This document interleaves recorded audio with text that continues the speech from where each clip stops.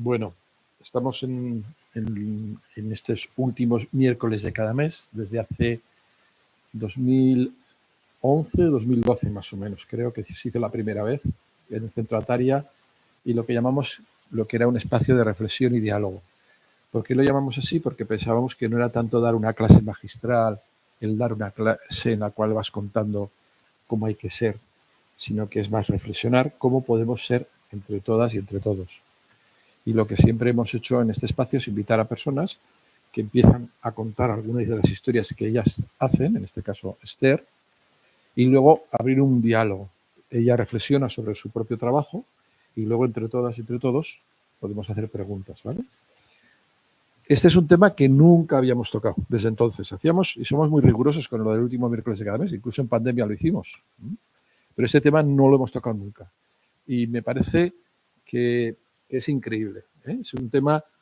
Yo me acuerdo, si me permites, Esther, te voy a robar un minuto. Has dicho, podríamos traer un trasplantado, pero ya me tenéis a mí, que no estoy trasplantado, pero la primera vez, yo he trabajado con Esther en la UCI, ¿vale? Nosotros íbamos a hacer musicoterapia y falleció una persona de mediana edad y estaba ya con todas las máquinas conectadas.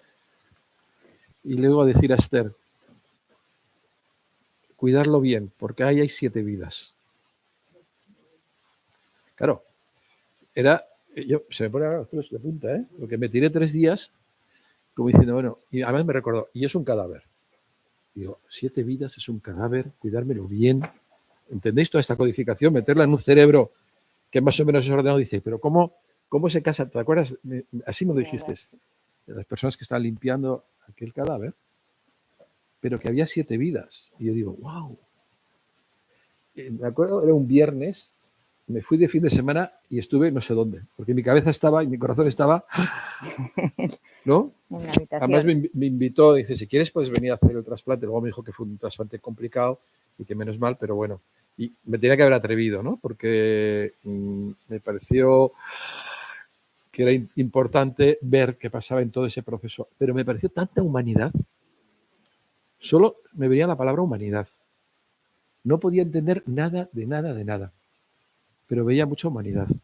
Mirarlo comparo con la primera vez que yo miré por el telescopio, un telescopio profesional, y me enseñan no sé qué galaxia, de esas que leemos de vez en cuando, y ya cuando lo enfoqué, 3 de la mañana, porque eso hay que verlo frío, tal, había una botellita de ron al lado, estaba bien todo, no os preocupéis que me cuido bien. Entonces, de repente cuando veo la galaxia, me maravillo con ella y me dicen, eso ya no existe. Lo quiero comparar con ese momento para mí, ¿no? Como, ¿pero qué es? ¿Cómo que ya no existe si lo estoy viendo? ¿Cómo si esta persona es una persona que ha fallecido y hay 7 vidas? O hay no sé cuántas vidas, ahora nos contarás. ¿Qué es esto? ¿Qué mundo tan inmenso, tan vivo, que se da en una situación tan difícil, tan a veces complicada, pero que hay tanta vida? Bueno, entonces, qué mejor que invitarle a Esther a que haga esta reflexión en voz alta, que es su trabajo, y a la coordinadora de trasplantes de Álava. Podría ser de trasplantes a nivel nacional, ¿no? Porque esa humanidad también me parece tan básica para estos momentos. Es decir, será necesario ser una buena o no doctora, pero esa humanidad yo creo que va por encima de cualquier otra cosa.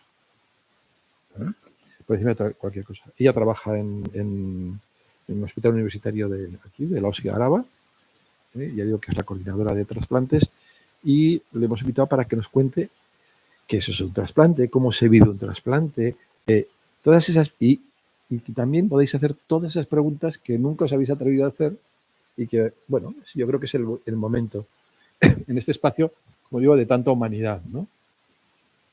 Entonces, yo sin más, Esther, te agradezco que hayas aceptado venir, que quieras estar con nosotras. Aquí estamos, las personas que estamos en la sala, luego se va a emitir en un canal de YouTube, y creo que es importante que conozcamos bien este mundo, más allá de las cifras, porque a veces yo lo que más conozco es siempre las cifras.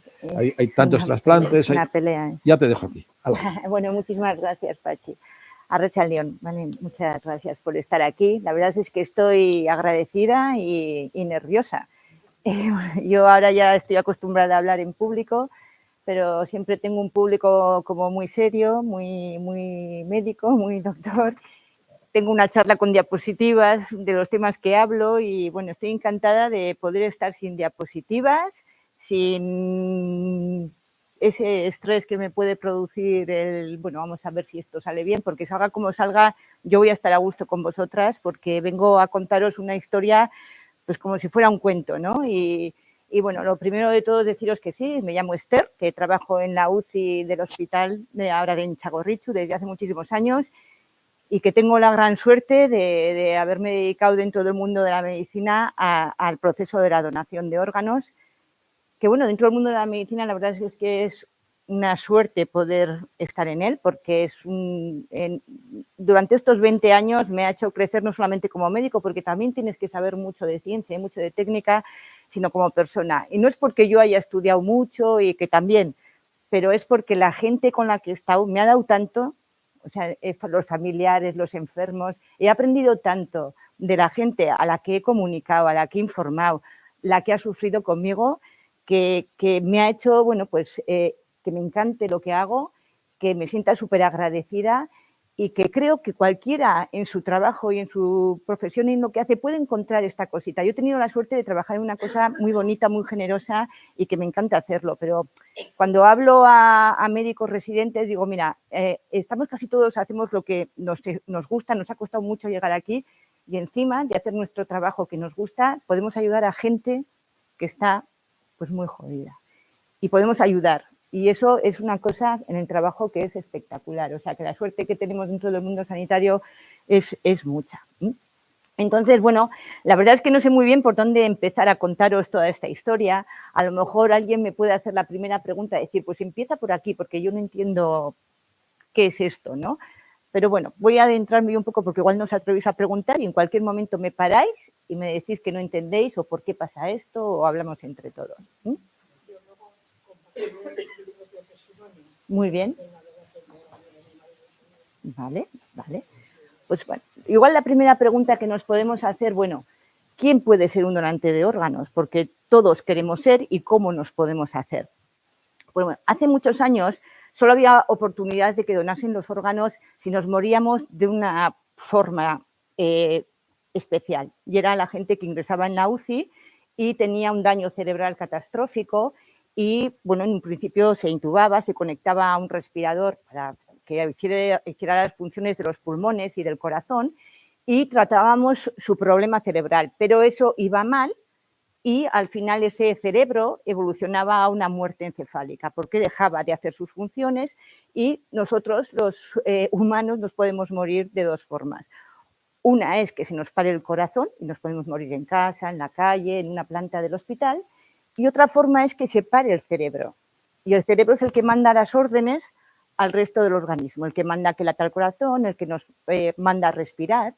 Y entonces una persona que tenía un accidente de tráfico y tenía un golpe en la cabeza muy fuerte, o una persona que tenía una hemorragia cerebral, ese cerebro iba mal, no podíamos controlar la situación y se producía una muerte cerebral. El diagnóstico de muerte cerebral en España es un diagnóstico muy riguroso, incluso lo podéis encontrar en el boletín oficial del Estado, está escrito ahí que podéis encontrar cómo se hace una exploración rigurosa de muerte cerebral. Entonces, cuando una persona creemos que está llegando a ese punto, es cuando nosotros tenemos que informar y comunicar a la familia, pues nos reunimos todos y médicos y todos los familiares y decimos, mire, hemos hecho todo lo posible por salvar la vida y no hemos podido. En este momento tenemos que redirigir el objetivo de nuestro tratamiento. Ya no vamos a esforzarnos, dirigir nuestro esfuerzo hacia curarle o hacia salvarle porque ese daño que tiene en el cerebro es irreversible. Entonces vamos a esperar a que haga una muerte encefálica y vamos a redirigir nuestros esfuerzos a que pueda ser un donante de órganos en el momento que diagnostiquemos esa muerte cerebral, ¿vale? Entonces, ahí hay un momentito, desde que no hemos diagnosticado la muerte hasta que se muere, que la familia está ahí esperando a que se produzca esto. y nosotros acompañando en ese duelo, en ese sufrimiento. En esa habitación del hospital de la UCI es cuando yo digo que no hay un enfermo todavía, sino que hay 6 pacientes, porque ese paciente que está evolucionando hacia su muerte cerebral puede donar el corazón, puede donar los pulmones, puede donar 2 riñones, puede donar el páncreas y salvar unas 5 vidas. Llega el momento de que vemos que se está produciendo esa muerte cerebral y hacemos un diagnóstico, que es una exploración clínica muy rigurosa, que se hacen con unas características determinadas, cuando ya retiramos toda la sedación y no hay cosas que artefacten esa exploración, y empezamos a ver unos signos claros y rigurosos de que todas las funciones del cerebro están abolidas. Esa exploración se puede repetir con un intervalo de 6 horas y asegurarnos de que ese cerebro está muerto y que si le quitáramos el respirador que tiene puesto para que ese corazón funcione, ese corazón se pararía. Entonces, pues nosotros podemos diagnosticar así que una persona está muerta y también podemos hacer una prueba como un electroencefalograma que nos dice cómo funciona el cerebro o una prueba de las arterias del cerebro para ver que no hay nada de sangre en el cerebro. Entonces, podemos hacer una exploración clínica viendo que no hay ninguna respuesta y una prueba como un electroencefalograma y diciendo, vale, nosotros clínicamente sabemos que está muerto. Y así se lo tenemos que decir a la familia. La familia puede saber de antes que estábamos valorando, que estábamos intentando mantener esos órganos porque ya no le estábamos tratando como un paciente crítico para salvarle la vida, sino para mantener los órganos.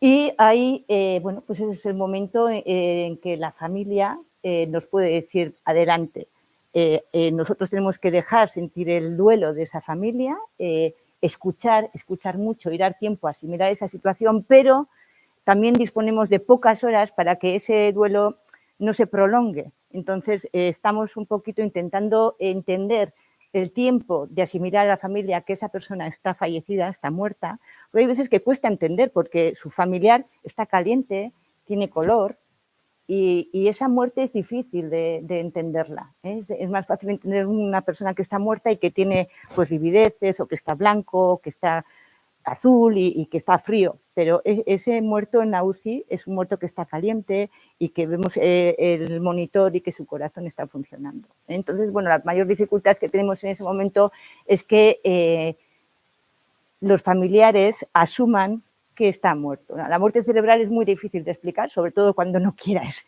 que se muera tu padre o tu hijo y verdaderamente está muerto y entonces dicen, pero es verdad que está muerto, está muerto. Entonces, ese momento es muy difícil.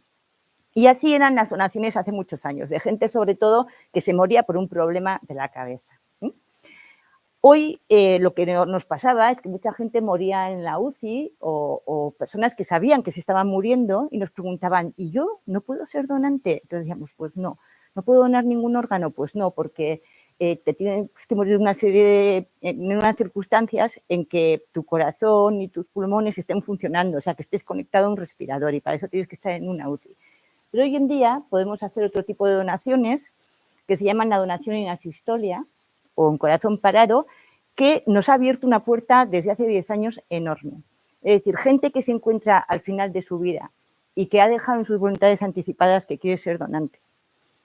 O, bueno, pues o que no tenga las voluntades, pero que en el hospital se empieza con una sedación terminal porque se está muriendo y en ese momento él dice o sus médicos planificando el plan de vida le preguntan si le gustaría ser donante, pues hay mucha gente que lo puede hacer y no os voy a explicar la técnica y cómo lo hacemos, pero se puede hacer. Se puede hacer si no hay ninguna contraindicación que tenga enfermedades que contraindiquen que pueda ser donante, como puede ser un cáncer avanzado. Hoy en día pocas cosas contraindican, pues que tengas una infección transmisible o que tengas un cáncer diseminado, pero siempre podemos intentar si esas dos cosas se apartan. Entonces, bueno, pues incluir la donación en los cuidados al final de la vida nos ha dado una oportunidad tremenda a dar una esperanza a gente que se está muriendo y a familias que quieren hacerlo. Y bueno, pues un ejemplo de vida tremendo en estos 2 últimos años es, bueno, pues desde que se ha legalizado la prestación de ayuda a morir, por ejemplo, hemos visto gente que pidiendo la eutanasia ha dicho que quiere ser donante de órganos.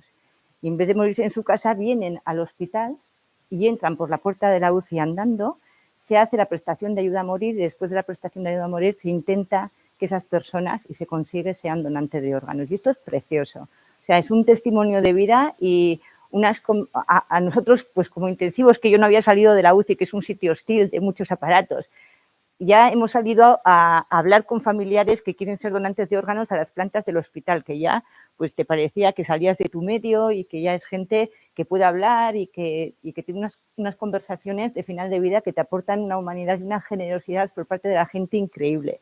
Pero es que ya, claro, hemos ido a domicilios de gente que ha pedido la prestación de ayuda a morir y que está en una situación límite, pero que está hablando y que está de peluquería. No es gente que esté muy enferma, sino que tiene una enfermedad que saben que va a evolucionar mal y que ellos deciden morirse, pero además que quieren ser donantes. Y eso es una conversación de una generosidad y de una humanidad tremenda, que puedes aprender unas lecciones de vida increíbles. Entonces, porque lo que tenemos que explicar es que para que ser donantes, el final de vida tiene que ser en la UCI. Entonces, la gente nos imaginamos la UCI como un sitio hostil, con muchos aparatos, muchas alarmas y mucho ruido. Y bueno, a ratos es así, pero a ratos conseguimos tener una habitación, ahora que las cosas son más modernas y más grandes, una habitación que intentamos humanizarla, que intentamos que todos los familiares tengan derecho a despedirse como ellos quieran y que dentro del hostil que es la UCI puedan estar lo mejor posible. Entonces, una persona, por ejemplo, que está muy mala y está al final de la vida, pero tiene bien el hígado y los riñones y que nos dice que quiere ser donante, pues viene a la UCI, le sedamos, le intubamos, tenemos que conectarle, le explicamos cómo tenemos que hacer toda la técnica y que luego cuando se extuba el paciente y ya le habían puesto la sedación terminal, pues se muere de esa forma en la UCI para poder ir a quirófano una vez que se diagnostica el paro circulatorio para extraer los órganos. Este es un acto de mucha generosidad, porque es un final de vida que igual os lo imagináis con miedo. Yo creo que la gente cuando se lo contamos, lo que no se atreve a preguntar es, ¿voy a sufrir? Es lo que más le importa a la gente y lo que no pregunta, porque dirán, bueno, pues lo harán bien. Bueno, pues entonces tenemos un objetivo claro, dos objetivos claros. Esto lo hacemos para que el hombre o la mujer que está en los cuidados al final de la vida no sufra, y se lo vamos a asegurar, porque estando en la UCI nosotros somos igual los especialistas que mejor manejamos la sedación y la analgesia, tanto en situaciones agudas, crónicas, como al final de vida, y la enfermería que está en la UCI también está muy acostumbrada a manejar ese tipo de medicaciones para tener el objetivo de que la gente se muera sin dolor, sin ansiedad y sin sufrimiento. Y entonces, los dos objetivos que yo digo a las personas a las que les explico cómo puede ser donante en su final de vida es que no van a sufrir y que sus familiares tampoco van a sufrir. Son dos cosas muy importantes y que vamos a intentar hacer esto lo más bonito posible, ¿no? Porque en ese momento de la muerte no te alivia casi nada, ¿no? O sea, tú estás pidiendo a ver si quieren ser donantes, los órganos que pueden donar, y tú te piensas que le estás aliviando, pero en ese momento es muy difícil que la gente asimile lo que le está pasando, ¿no? Bastante tiene que compensar el duelo inmediato de la muerte como para pensar a ver si voy a hacer bien a unos cuantos. Y entonces yo creo que también es importante decir que esto lo vivirán luego a la larga, cuando ya se les pase un poquito el duelo inmediato de esa muerte que nadie queremos, pues al final, dentro de un mes o 2 meses sí que van a pensar, pues por ahí está viviendo alguien con el corazón de mis hijos, alguien está respirando con los pulmones de mi hijo, alguien puede salir a la calle todos los días porque tiene un riñón nuevo y no tiene que ir todos los días a diálisis. Y eso es una sensación de gratitud, o sea, una sensación que tienes que tener dentro que yo creo que todo el mundo lo querríamos tener. Hemos salvado una vida, somos unos héroes. Yo pondría medallitas a la gente que ha donado, me encantaría poner medallas, digo, mira, esto te lo mereces porque o sea, hacer esto es una cosa muy bonita. Entonces, bueno, es que yo podría hablar de casos y no parar porque, bueno, cuando hablo así a gente de la calle, pues me vienen caras y momentos y situaciones y me dicen, ¿cuál es la donación que más difícil te haga? te ha resultado el estar con la familia y, pues, no sé, os podría contar miles. Hay una anécdota así de una familia, bueno, no os voy a decir exactamente lo que era, pero bueno, pues eran muchos hijos y una señora que pedíamos la donación, entonces los hijos decía, era un momento en España que vivíamos una crispación política muy importante, había habido un atentado muy importante, entonces los hijos decían, pues igual no donamos, porque si a mi padre, por ejemplo, el hígado se lo ponen no voy a decir, a un facha, y nosotros rojos de toda la vida, mi padre rojo de toda la vida, ¿y cómo me aseguras tú? Claro, nosotros no podemos decir, no se puede decir a quién va el órgano, porque en España el anonimato es muy importante, es un acto altruista. Altruismo quiere decir que tú das sin recibir nada a cambio y tampoco recibes la información de a quién das ese órgano. Nosotros lo sabemos, pero podemos decir que escriban cartas que nos las den a nosotros y se lo damos a la gente que ha sido la donante, los familiares, pero ellos no pueden saber por ley a quién ha ido ese órgano. Entonces, claro, yo no les podía decir, bueno, pues ya te voy a asegurar que a Aznar no se lo van a poner, pero bueno, no sé. Y entonces, bueno, dentro de esa locura de que se iban a arrepentir de hacer una negativa a la donación, pues siempre hago un barrido así de toda la familia y siempre te encuentras con unos ojos que son los verdaderos. Y después de todos los hijos jóvenes, borrocas, muy rojos ellos, pues te miré a la madre, que era la que había trabajado en la vida y se denotaba una madre trabajadora con muchos hijos.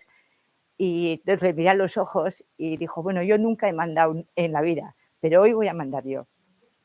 Y a Aita le gustaría donar los órganos y le daría igual que se lo pusieran a Aznar, porque era bueno. Y esas anécdotas que te hacen las personas y que te encuentras gente excepcional, te hacen ser, o sea, mejor médico, mejor persona. En esos momentos, cuando encuentras a gente así, dices, ostras, qué buena es la gente. Y entonces, bueno, pues así, anécdotas de familiares os podría contar muchas en el mundo que vivimos del proceso de donación de órganos, pero que se aprende muchísimo, muchísimo. Y bueno, pues no sé, 25 años llevo en esto y me sigue sorprendiendo la generosidad de la gente, que en esos momentos tan difíciles puedan decir, venga, sí, vamos a por ello. Y luego al cabo de un mes o 2 meses ya igual a lo mejor vienen a verte y entonces te preguntan, ¿y qué pudo donar? Y todo ha resultado bien. Le cuidamos hasta el final como en quirófano, como si fuera, o sea, con un respeto tremendo. Y una donación es como ver 6 partos de algo precioso. El hígado cuando se saca y lo coges con todo cuidado para ponerlo, cuando lo han hecho los cirujanos con tanto... Esto es como coger un niño y meterlo en la nevera y llevárselo. El corazón es precioso. Es precioso. Entonces tú ves ver un corazón como lo sacan y lo meten y se lo llevan con la nevera y después de 48 horas trabajando y estar en un quirófano, hay veces que en la mesa de quirófano nos juntamos trabajando igual 25 personas, porque lo que hacemos es que cuando el familiar nos dice que sí, venga, adelante, nosotros llamamos a Madrid, lo primero de todo, decimos, bueno, ya tenemos el consentimiento familiar, y tenemos las características de cómo es el donante, de cómo es el muerto. Entonces, en Madrid, en la Organización Nacional de Trasplantes, buscan quién de toda España está en una urgencia cero que tenga las características de esa persona. Tiene que tener una serie de características pues, en la sangre, el grupo sanguíneo y otras cosas que no os voy a explicar. Pero entonces, pues dicen, pues en Sevilla hay un paciente, un receptor de 40 años que está en urgencia cero, que quiere decir que si no se le pone el corazón en 24 horas se muere, o sea, está en la UCI intubado y necesita un corazón. Entonces, vale, pues hay una urgencia cero, pues ese corazón va para Sevilla. Y los pulmones, pues de las características que hay, no hay en España. Entonces va a la zona norte, que va a la lista de cirugía programada del Hospital de Valdecilla y esos pulmones van a Valdecilla. Los riñones normalmente, como no es una urgencia cero vital, porque hay gente que siempre está en diálisis y casi nadie se muere de una urgencia del riñón, pues siempre van a las listas de programados de cruces, ¿no? Porque aquí no hay trasplante. En Álava no se hace trasplante. Siempre tenemos que derivar a cruces el riñón y el hígado y a Valdecilla el corazón y el pulmón. Pero cuando hay una urgencia cero, vienen cirujanos de toda España a extraer ese órgano. Entonces, por ejemplo, puede ser que tengamos que organizar una cirugía y a una hora nos dicen, los de Sevilla pueden estar aquí a las 8 de la tarde. Vale, los de Santander llegan también en tren, en coche, y también pues tienen que venir todos a la vez. Entonces tenemos que abrir el aeropuerto, viene un avión, coches para que vengan a buscarles. Entonces, a lo mejor de Barcelona han venido a por el hígado porque había otra urgencia cero que tenías que hacer. Y entonces tenemos que organizar el coordinador de trasplantes, además de haber estado cuidando el paciente, cuidando el cadáver, cuidando a la familia y cuidando al equipo de enfermería y médicos también que están encima también del donante, pues tenemos que organizar todo este follón que os cuento en muy pocas horas a veces. Y entonces cuando a las 8 de la tarde, tú cuando entras en quirófano ya vienen todos los equipos, pues dices, bueno, pues como ya he acabado bien quirófano, ahora se monta un lío, porque ellos empiezan otro lío diferente y bueno, también tienes que coordinar eso y lidiar con, bueno, pues con cirujanos que vienen de otros sitios que se creen estupendos porque son los cirujanos cardíacos del no sé qué hospital y vienen a un sitio pues como a chagorricho diciendo qué será esto. Entonces, los coordinadores también trabajamos un poquito en que ese momento de quirófano no sea el camarote de los hermanos Marx, sino que todo el mundo esté contento, tenga un buen rollo, que nadie se enfade, que todo salga bien, porque en el momento en que nosotros vemos el cadáver y vemos los órganos y los validamos, el receptor que está en Sevilla entra en quirófano y se empieza a prepararle. Entonces, de cómo salga todo bien, pues depende el que le hemos llamado y está esperando a recibir el órgano. Y eso es también un poco, o sea, son horas de mucho estrés. O sea, es todo muy bonito, pero es muy estresante porque de que salga todo bien depende muchas cosas. Y tú sabes que es llamarle a una persona que está esperando un órgano, que no puede salir de casa de decir lo tenemos. Ve al hospital. Y bueno, puede pasar que vayas al hospital y que vuelve a casa porque no ha salido bien. ¿Vale? Entonces, esto no suele pasar, pero es una situación que se crea en un hospital de mucho estrés y ya cuando cierras el quirófano ya ha salido todo y todos los equipos han salido con su órgano, o sea, te queda una sensación de decir, ya está, ya hemos terminado, esto es un milagro, o sea, otro milagro otra vez, es una maravilla, es muy bonito. Y esto es muy bueno compartirlo con todo el mundo, que todo el mundo lo sepa, que se puede hacer, que lo podemos hacer todos, que lo importante es hablar en casa de la muerte, que no hace falta tener un carnet para ser donante, que lo importante es que a los seres que nos quieren, digamos, que queremos ser donantes de órganos y que si nos morimos y podemos ser, nos gustaría serlo, que si hacéis las voluntades anticipadas podéis rellenarlo, pero también, a ver, yo no es que esté en contra de las voluntades anticipadas y de rellenar, pero sí que cuando rellenas la casilla de donación dices, sí, yo quiero ser donante y rellenas. Hay que informar de lo que supone eso, porque rellenar esa casillita de donante cuando haces las voluntades anticipadas quiere decir que si estás en un hospital y tú has rellenado eso, te tenemos que llevar a la UCI, te tenemos que sedar, intubar y realizar una serie de cosas en unas condiciones que prometo de no sufrimiento y de despedida familiar como es debido, que lo tienes que saber, porque es una información que a la gente que rellena las voluntades anticipadas estamos un poquito luchando, que rellena la casilla de donación, queremos que nos llamen para que vengan a una consulta y informar de cómo pueden ser, qué pasaría si llegan a ser donantes al final de la vida. O a lo mejor ya vemos que hay una contraindicación para que sean donantes de órganos y les agradecemos infinito que hayan rellenado la casilla, pero que no va a poder ser porque hay alguna contraindicación que no puede. Entonces, la información da libertad un poquito y, claro, rellenar esa casillita, pues hay veces que nos supone un poco de estrés en el hospital cuando vemos que ha rellenado esa casilla y tenemos que hacer la voluntad de esa persona, pero no saben ni los familiares ni ellos lo que significa el compromiso de ser donantes de órganos.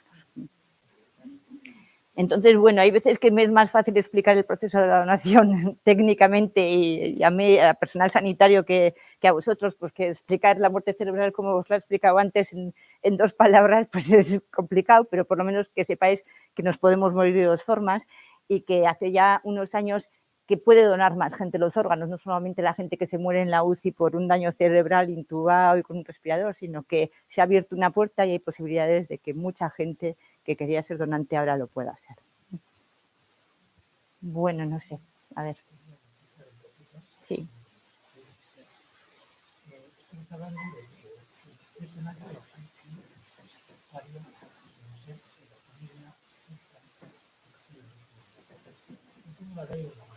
Mm.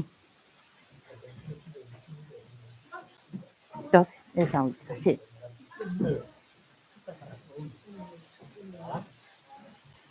A ver si puedo ver bien. Sí, sí. Que la persona fallecida de la que se pretende obtener órganos no haya dejado constancia expresa de la oposición. Es decir, que cualquiera es donante aunque sea en contra de su voluntad después del muerto. Vale, tienes razón. Mucha razón. Y muy bien, sí, porque esto es muy importante aclararlo.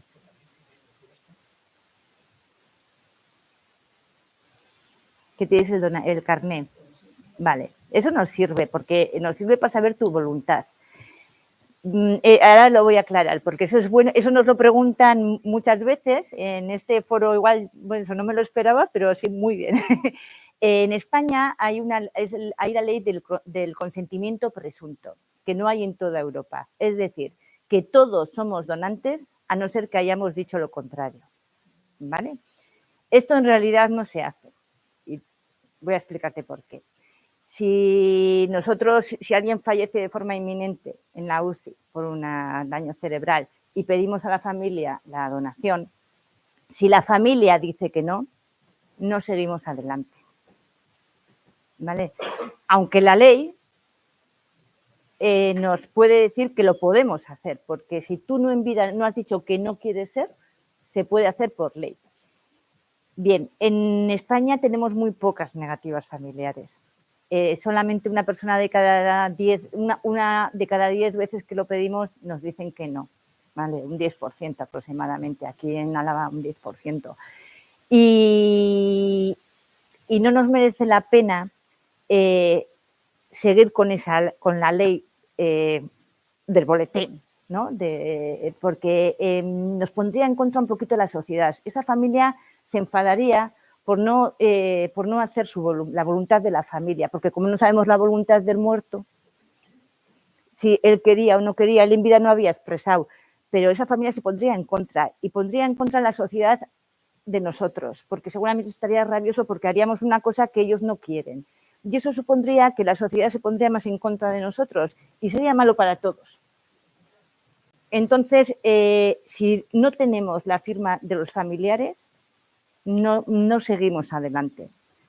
No seguimos adelante, a no ser que hayamos rellenado, que hayamos hecho en el notario o en el médico de primaria nuestras voluntades anticipadas y hayamos puesto que sí a la donación. Es el único papel que, aunque la familia diga que no, nos hace decir que sí que podemos seguir adelante. Pero si no hay unas voluntades anticipadas ante el notario y hayamos manifestado que queremos ser donantes, no seguimos adelante si la familia dice que no. Pero no, es muy raro que nos pase esto. O sea, es raro. Bueno, no, ante notario he dicho, porque antes tenías que ir. Ahora ya ha salido, mira, va a salir ahora una ley en Osakidecha, hemos recibido que hay voluntarios médicos que ni siquiera tienen por qué ser los de primaria, que podemos hacer voluntades anticipadas de cuidar de vida a los pacientes. No, es que antes como tenías que llamar al registro, ¿no? Para... Eso es, pero ahora no va a hacer falta ni he dicho notario, no, es al registro, al registro. Pero ahora se puede hacer el médico de primaria e incluso vamos a poder hacer algunos voluntarios la planificación al final de vida, que ni siquiera van a ser tampoco los de primaria. O sea, para que, como hay tantas solicitudes, para que cualquier sanitario podamos hacer y que eso sea un papel legal, las voluntades anticipadas. ¿Vale? Pero sí, así funciona en España, que no en todos los países. Se llama el consentimiento presunto, que tú presumes que si no has dicho que no, pues eres donante. No. Podríamos hacerlo, sí. Podríamos hacerlo aunque la familia diga que no. No lo hacemos, ¿eh? Pero no nos hace falta hacerlo porque normalmente no pasa eso. Lo más importante es que hablemos, bueno, pues es que al final, siempre vamos a lo mismo. Es importante hablar de la muerte en casa, es imposible hablar es importante hablar de la muerte a nuestros hijos, a nuestros adolescentes, porque todo el mundo nos morimos, porque todo el mundo queremos saber cómo le gustaría que se muera mi padre, cómo se muera mi madre, y dentro de esta muerte también, pues, ¿por qué no hablar? Pues me gustaría ser donante de órganos, ¿eh? Entonces, esta es la base de todo esto. Precisamente hace 2 o 3 semanas en una tertulia sobre la muerte, los 10 Café, que se organizan desde Vivir con Voz Propia, salió este tema y alguien preguntó hasta qué edad se puede donar, etcétera. Y bueno, yo no tenía datos, estuve mirando un poquito y lo poco que me he podido encontrar, así sin bucear demasiado, es que el perfil del donante ha cambiado, ¿no? Que antes eran chavales que se mataban en moto y desde que se puso el casco la cosa iba cambiando y entonces pues ya los de 50 y 60 pues parece que, coño, pues no están tan mal, ¿no? Y algo se puede aprovechar. Entonces la pregunta sería si nos puedes dar datos un poco de, primero, edades que hasta los que se podría donar y según qué, o edades a los que ya no se puede donar, o qué pasa cuando uno tiene pues 80 o etcétera. Sí, sí. Eso es, bueno, hace muchos años la mayoría de los donantes que teníamos era gente joven que se moría por un accidente de tráfico. Gracias a Dios ya no tenemos donantes tan jóvenes, es una pena, pero bueno, hemos mejorado en el mantenimiento de órganos y en la gente que se trasplanta sí que estamos más o menos parecidos, porque claro, la gente joven no tiene enfermedades previas, ni tiene hipertensión, ni es diabética, ni nada, entonces eran mejores donantes. Pero bueno, gracias a Dios, la ley de tráfico ha hecho que no veamos eso en la UCI ya. O sea, ya no vemos mucha gente joven traumatizada, ni niños, ni nada de lo que veíamos antes, que antes eran nuestra fuente de donantes, ¿no? Y ahora, pues bueno, pues ha cambiado. Ahora la gente que fallece en la UCI por un daño cerebral, pues es gente más mayor, que ha tenido un ictus o hemorrágico, un ictus isquémico, y que, bueno, pues la edad media que tenemos en Álava de donantes es de 63 años. Y podemos donar, tengamos la edad que tengamos. Hay gente que, creo que en España este año el mayor ha sido uno de 92 años, que ha donado el hígado, y los resultados que hay de esas donaciones trasplantes son buenos. Igual está peor el hígado de una persona de 50 años que tiene más antecedentes que otra persona de 90, ¿no? Aunque bueno, pues siempre cuando se coge una persona, cuando es un donante de un cadáver que es tan mayor, de 90 años, pues siempre se pone en un receptor también que es mayor, ¿vale? Porque bueno, pues se valora un poquito y se ve los pros y los contras de eso.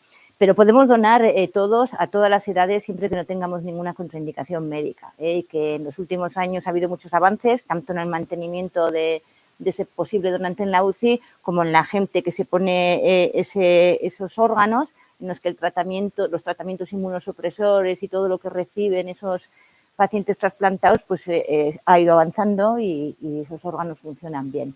Así que todo el mundo podemos ser donantes de órganos. ¿Qué contraindicaciones médicas serían, por ejemplo, pues a nivel de una diabetes, de una hipertensión, de unas arterias que podrían estar endurecidas, etcétera, aunque el órgano pudiera estar bien? Y claro, trasplantar el hígado de 92 años a uno de 90. Sí, las contraindicaciones absolutas son que tengas un cáncer avanzado.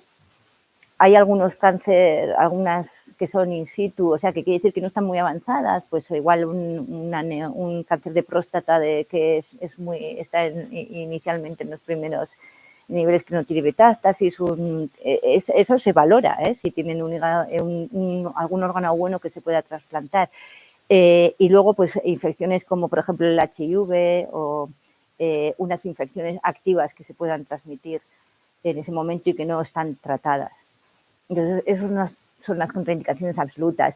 Que tengas una hipertensión arterial y una diabetes, pues no es una contraindicación absoluta. Lo que hay que hacer es ver cómo están esas arterias, ver cómo está el hígado. O sea, se hacen unas pruebas antes de ir a quirófano y de decidir qué se va a extraer. Se hacen pruebas de imagen, se hace un escáner, se hacen analíticas y se ve la funcionalidad de cada uno de los órganos. Entonces, bueno, contraindicación absoluta, solamente esas dos, ¿eh? Una infección activa y un cáncer diseminado. No.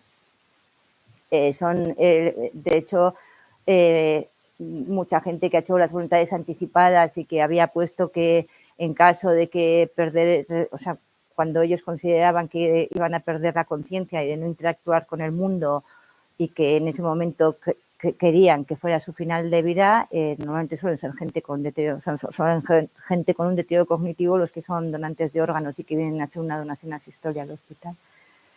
Un Alzheimer evolucionado, un Parkinson evolucionado, en los cuidados al final de la vida, esclerosis múltiple evolucionada, sí.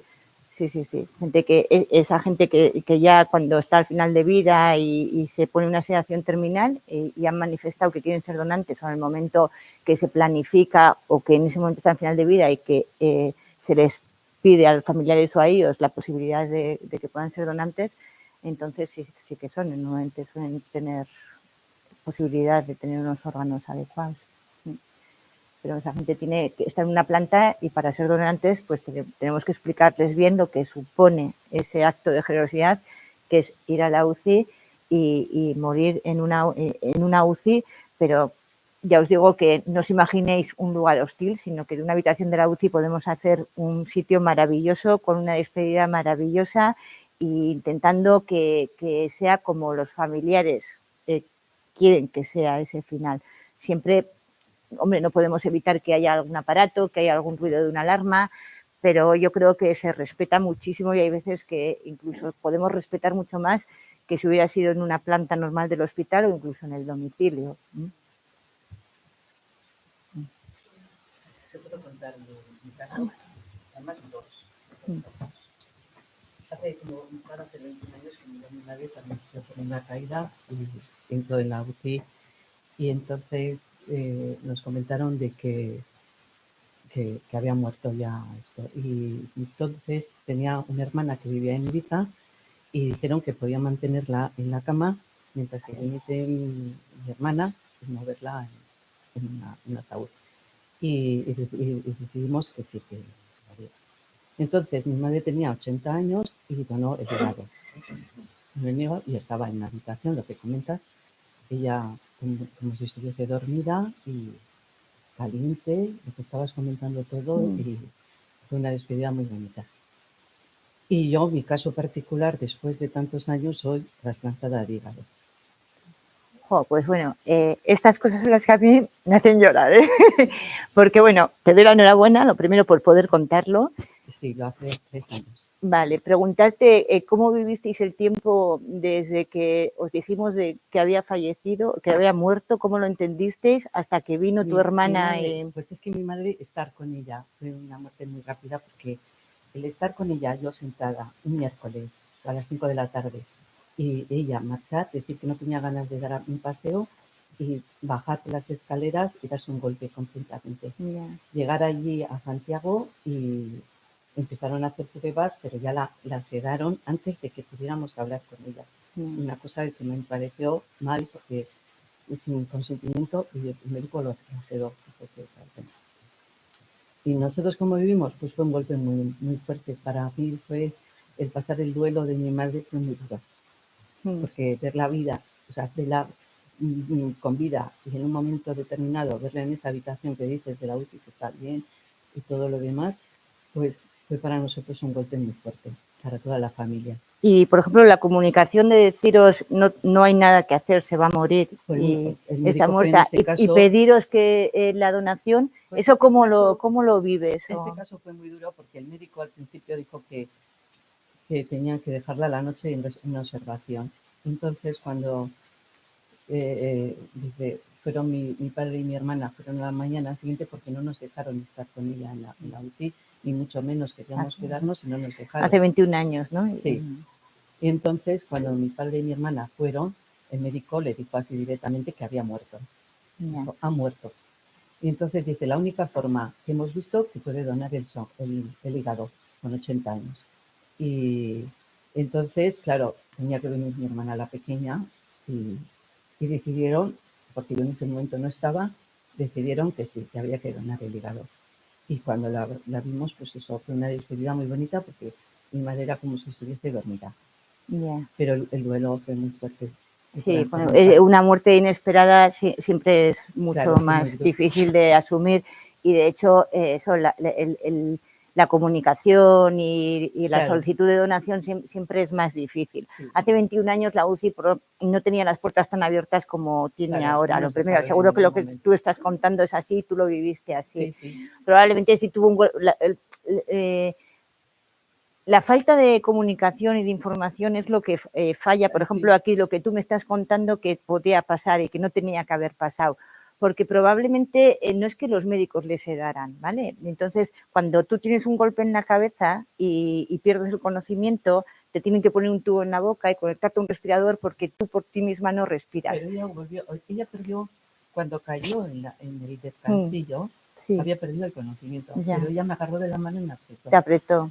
Y entonces íbamos a ir alguien con ella en la ambulancia y nos dijeron que no. Y en la ambulancia mi madre apareció su conocimiento y claro, ella se asustó y ya estaba muy asustada, era una persona muy asustadiza. Y cuando llegamos ahí dice, le hemos sedado. Ya, ya, vale. Pues fue muy fuerte. Sí, es duro Pero de entender. fue un momento en nuestras vidas, por lo menos en mi familia, que nos alegramos de haber donado el hígado. Sí. Y luego la vida me dio otro golpe fuerte a mí. Después, en el 2020, pues yo me sentía muy mal y fui al médico. Y el médico hizo unos análisis y estaban fatal. Era la época del confinamiento, y bueno, del confinamiento no, de la pandemia. A finales, yo me había jubilado en agosto y había trabajado perfectamente, pero no sé si fue por la vacuna o por qué fue, pero a finales de ese año, del 2020, empecé a sentirme muy mal, muy cansada, y yo fui al médico y le decía que estaba muy cansada, y dice, no bebas alcohol, pero es que yo no bebo alcohol, puedo beber un vaso de vino en las comidas, pero ella dijo, ya te he mandado al digestivo. Bueno, el caso es que va a hacer 3 años que yo ingresé en Txagorritxu el 12 de febrero, ya con un hígado hecho una mierda, así claramente. El caso es que no sabían de qué era, porque generalmente cuando te hacen un trasplante de hígado es porque tienes una hepatitis C. O sea, generalmente te comento porque estoy en la Asociación de Hepáticos de Euskadi, los renacidos, y entonces, en mi caso, decían que no sabían por qué el hígado me estaba atacando en un cuerpo sano, porque precisamente yo era de una escritura, o sea, de las que me cuidaba bastante y me cuido. Y fui, lo que me comentas tú, que me habían hecho muchas pruebas en Txagorritxu y dijeron que no podían hacer nada. Entonces hice inmediatamente a cruces. Me tuvieron que hacer pruebas del COVID, no sé qué, yo no entendía. Vino una médica y me lo dijo muy fuerte así, me dijo, estamos hablando de un caso muy serio que es quizás un trasplante. Y yo, ¿qué? ¿Un trasplante? ¿Pero qué me está diciendo esta señora? Entonces ya cuando fui a cruces, hicieron todas las pruebas necesarias en un fin de semana y yo ingresé un jueves, el lunes de la semana siguiente ya estaba en la lista de trasplantados. Pero ya me pusieron preferente, pero ya el martes a la noche ya me trasplantaron, porque iba, vamos, y entonces ahora que lo has estado comentando, yo no sabía todo el movimiento, porque además vivía en un estado que no sabía qué estaba pasándome. O sea, decía, esto no entiendo por qué me tienen que trasplantar. Y entonces, pues, si no me trasplantaba, estaba en vida o muerte. Y me trasplantaron inmediatamente. No sé cómo fue, y ahí aparecí, en una habitación azul. Fue una situación que vamos. Cuentas muy bonito, cuentas de historia bonito. Me da pena que hay cosas que a lo mejor te has perdido de falta de comunicación entre las personas y el personal sanitario, que al final somos todos personas, pero hay veces que no comunicamos bien lo que está pasando. Y tú, o sea. Entonces, vamos, fue una bendición. Vale. Los médicos, estuviste bien, a gusto. Toda la gente maravillosa. Vale. Es difícil asimilar eso. O sea, te tenemos que poner un hígado en 48 horas y vivir esa situación es complicada. Médicos, porque claro, yo llegué a un momento que me comía, que no tenía ganas, estaba muy cansada y estaba tumbada. Entonces perdí mucho peso. Me tenían que engordar y venía la de nutrición para ver si había engordado.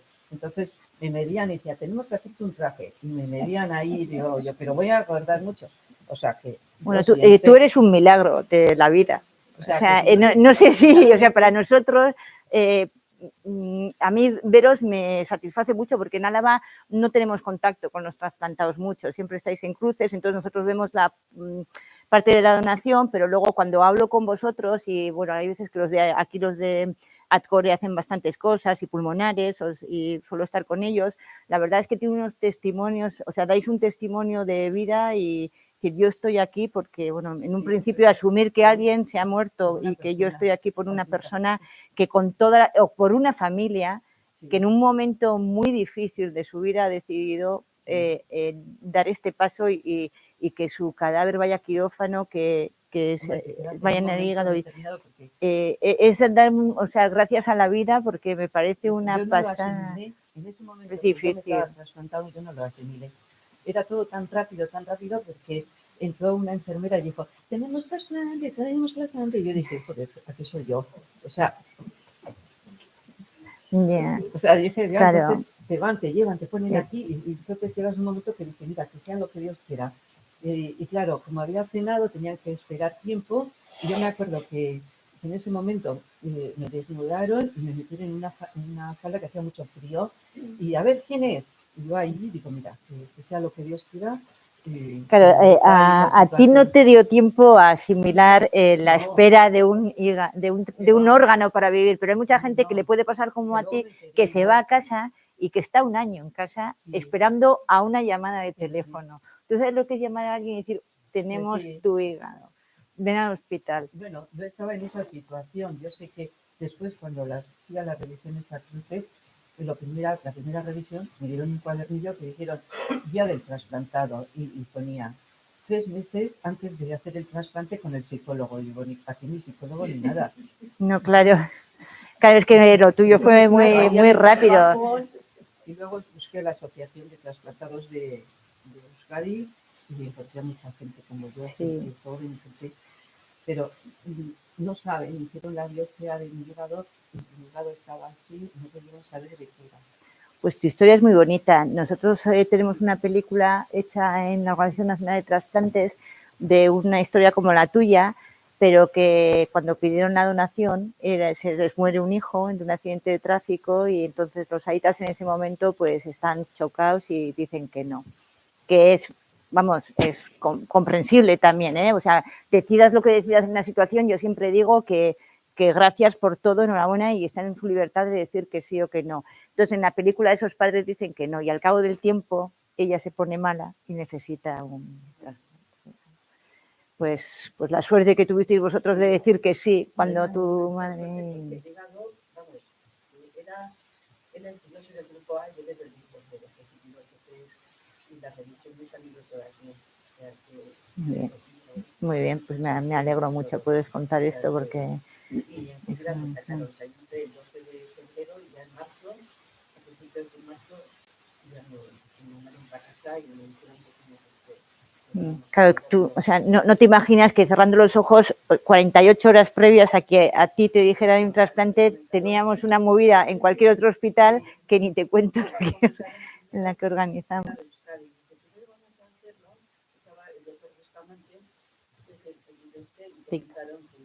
Primero lo vamos a hacer en Euskadi, en la parte norte de España. Pero claro, cuando ya fueron, llamaron a Madrid. Hablar con el doctor Bustamante. Y a la tarde un hermano subió y me dijo, no, que ya no estás en el precedente. Que es una urgencia cero, lo que os he explicado de una urgencia cero. Pues enhorabuena, eres un milagro de la vida y puedes contar tu testimonio. Y muchas gracias, porque a mí también me hace muy bien que nos lo cuentes y nos lo digas. Sí, que es que tú puedes contar una experiencia que es la pera, porque tú has donado los órganos de tu madre y tú has sido una... Muy bien, muy bonito. Muchas gracias.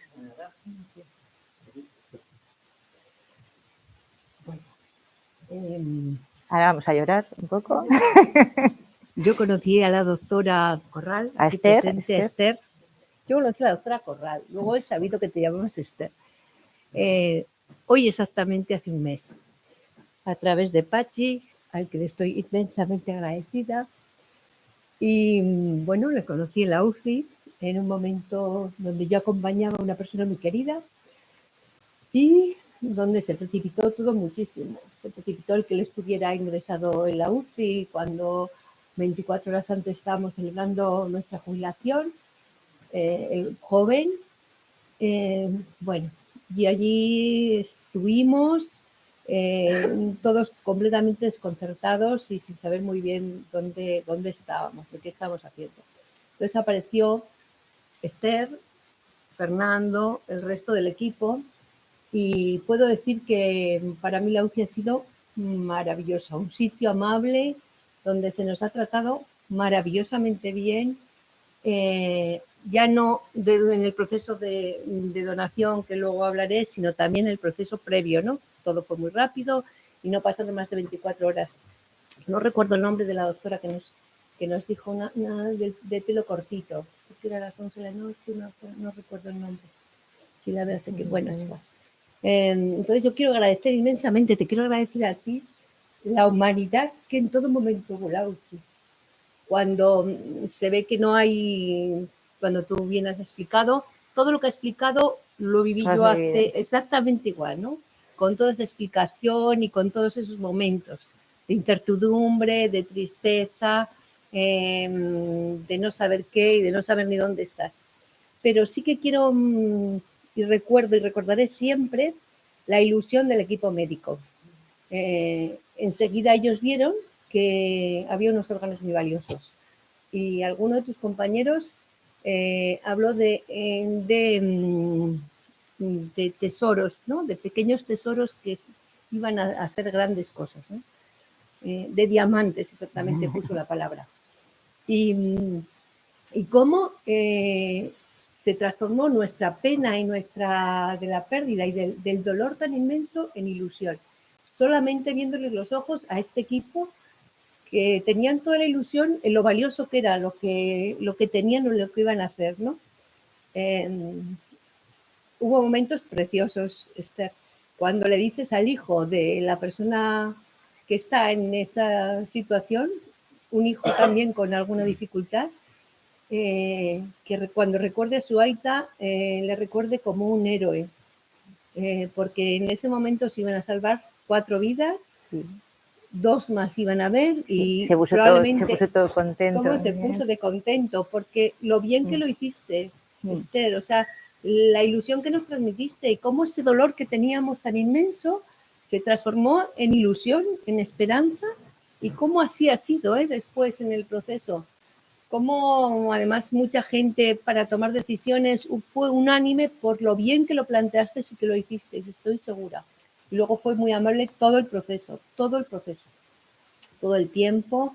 La UCI ya no es ese espacio angustioso que era, es un sitio amable, son amables todos ellos, todo el equipo, hasta los de, ya no digo el equipo médico como tal, la enfermería, sino el resto de los trabajadores de la UCI son gente especial, ¿no? Así que te estoy inmensamente agradecida. Bueno, muchas gracias por contar así las cosas. Muchísimas gracias a nosotros. Bueno, a mí quiero acabar diciendo que a los 2 días me llamó una amiga y me dijo que la noche que ocurrió todo esto en Txagorritxu, donde tú estabas y estaba yo, a su cuñado, al que conozco, le habían llamado de Cruces para trasplantar el hígado.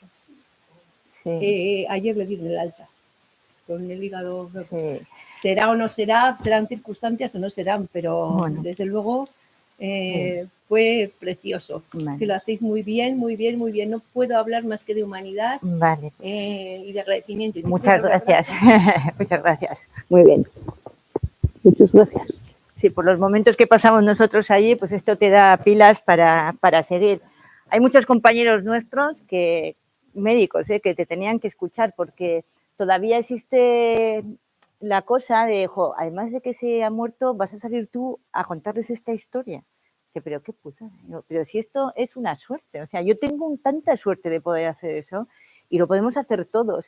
Y todavía hay compañeros que piensan que por favor, a esta familia no le digáis que bastante sufrimiento tiene. Yo, pues por eso, pues por eso. Entonces, el oírte a ti este testimonio es muy interesante porque yo sé que a mucha gente le reconforta si das tiempo a que lo asimilen la gente. Lo primero es que asimilen la muerte, que ahora tal y como van, como hacemos las donaciones, da más tiempo a asimilar la muerte, porque antes era la gente que se moría rápidamente, los jóvenes de una muerte por accidente, entonces son muertes más repentinas y entonces es más difícil.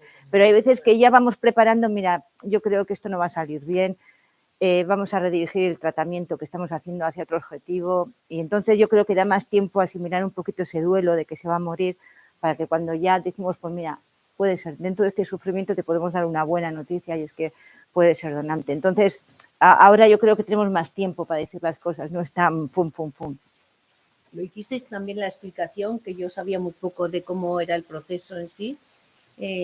Aquí había unos padres mayores, además, y todos unos padres mayores, creyentes, que no querían que fuera una eutanasia, ¿no? Entonces lo explicasteis tan bien que tuvimos la fortaleza de explicar esto, que se entendiera así y que se transformara también esa pena en ilusión y en generosidad, ¿no? En que ellos se sintieran generosos y no hacían más que decir, si mi hijo era muy generoso, ¿cómo no vamos a hacer esto? Claro. Pero porque lo explicasteis súper bien, o sea, el proceso, cómo iba a ser, porque luego hay un momento que se alarga mucho, que es muy duro porque tú ya quieres terminar eso que ya sabes que es irremediable y que no va a tener y se alarga. Entonces, decimos que el objetivo es muy importante que no sufra el paciente y que no sufra la familia. O sea, que si las cosas se alargan y no podemos llegar a ese fin, pues en el momento que estamos sufriendo se acabó, porque no van a salir bien las cosas.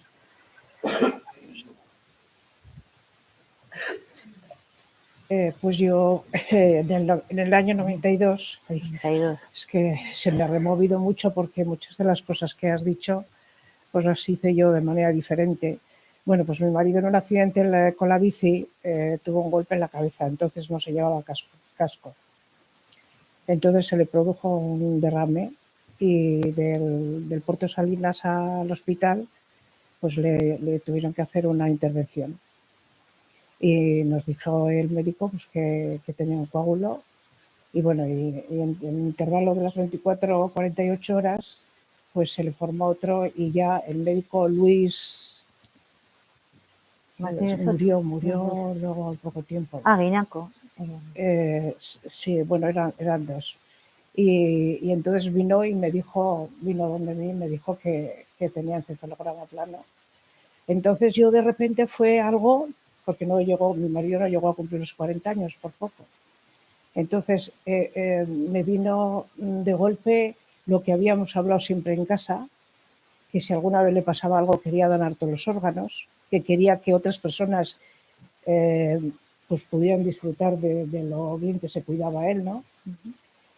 Y claro, luego todo eso fue un cúmulo y yo le agarré así, después de mi desesperación, cuando ya vi que ya no se podía hacer nada, le agarré al médico y le dije, mira, yo quiero decir algo, que es que mi marido siempre decía que quería donar los órganos, no lo tiene escrito en ningún sitio.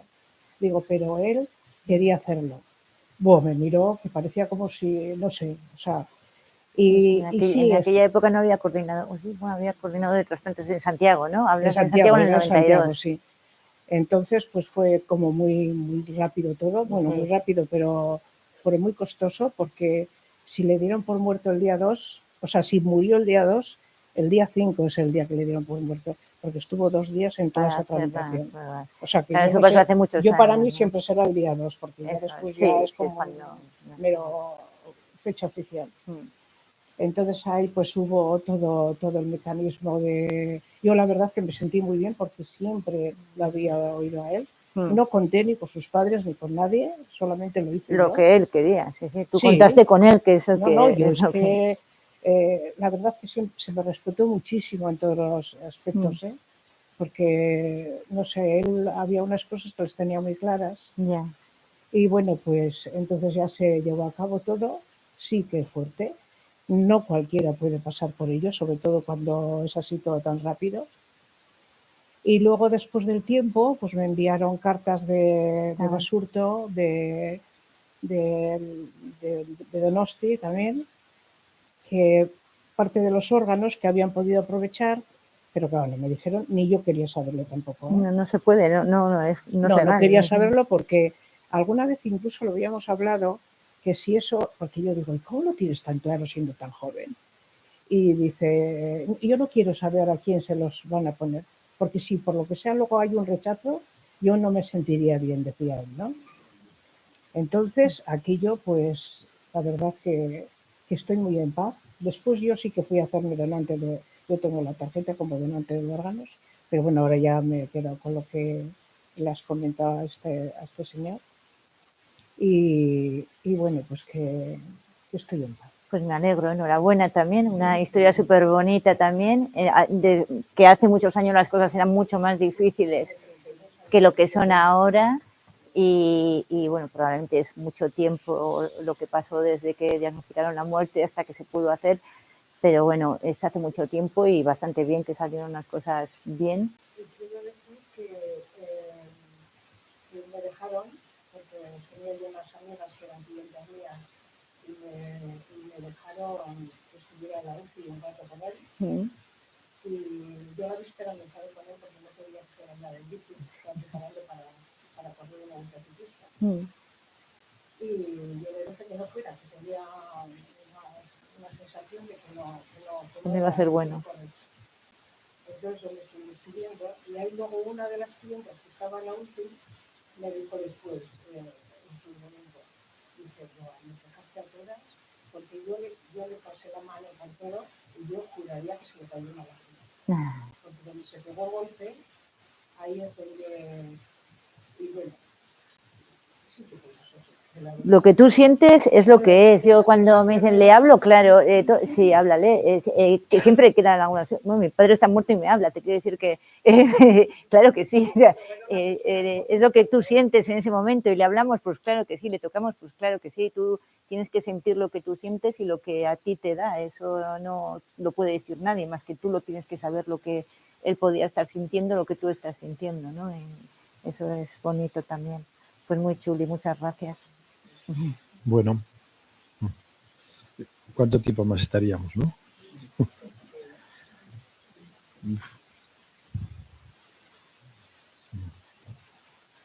Cuántos agradecimientos, ¿no?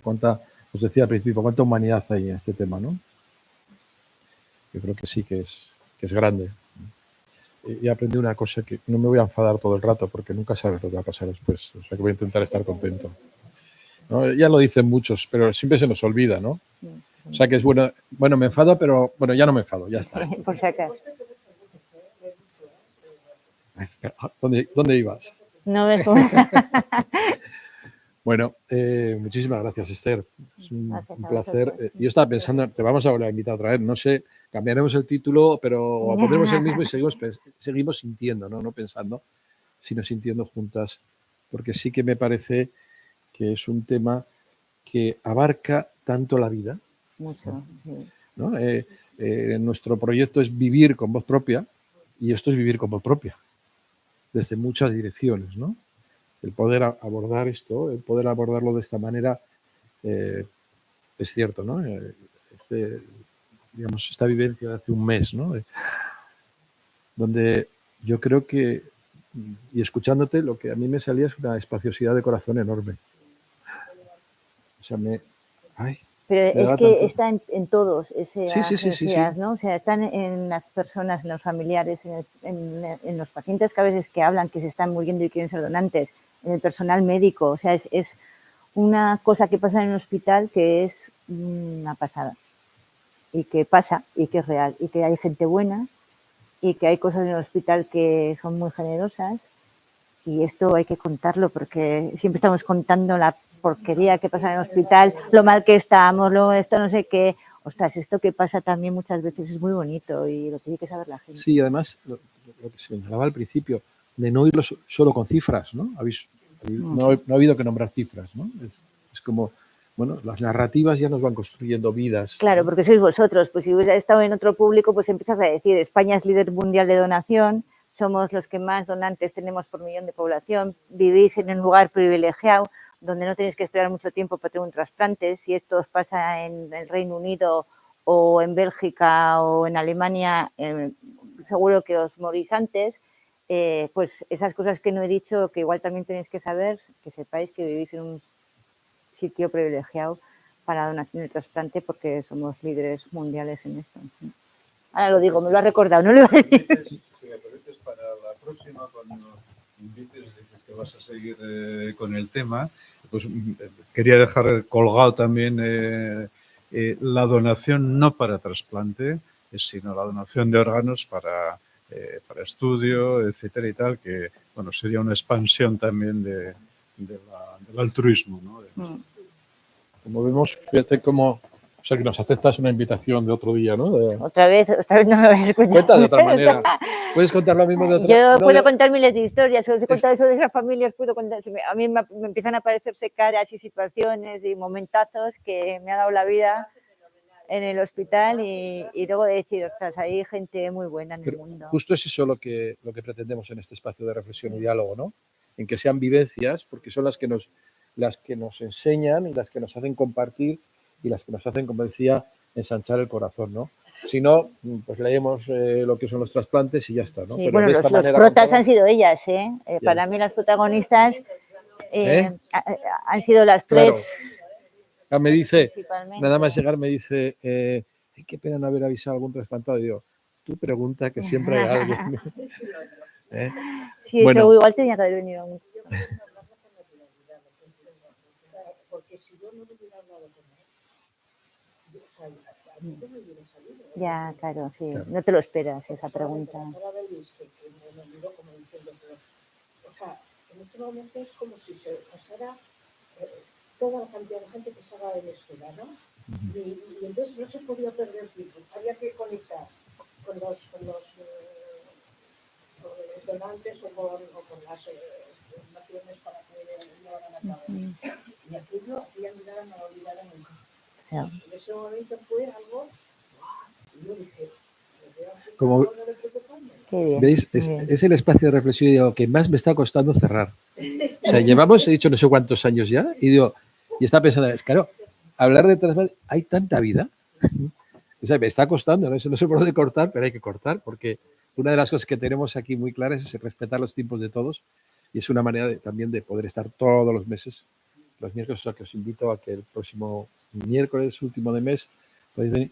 El tema, no lo sé, creo que está por ahí, porque siempre pensamos un tema y alguien se cruza y dice, teníamos que hablar de esto, y tengo a la persona, y digo, pues venga. O sea, que tenemos un calendario que nunca lo respetamos, ya que estamos en enero, lo voy a decir desde el principio, o sea, que sí hay un calendario al que siempre aparece alguien que quiere contar algo más interesante. Aquí hemos hablado de temas muy variados, desde una persona, un cura que decía, me enfrento 112 veces al año ante la muerte, a personas que se conocieron preparando menús a sus maridos que estaban con ella, todo muy variado, pero la disculpa es para hablar de la vida. Entonces, es que ricasco, Esther. Es que ricasco muchísimas gracias. A vosotras, muy bien, vosotras, muy bien tú, muy bien tú. Gracias. Bueno, pues no me ha hecho falta diapositivas, pero si no soy nadie sin diapositivas.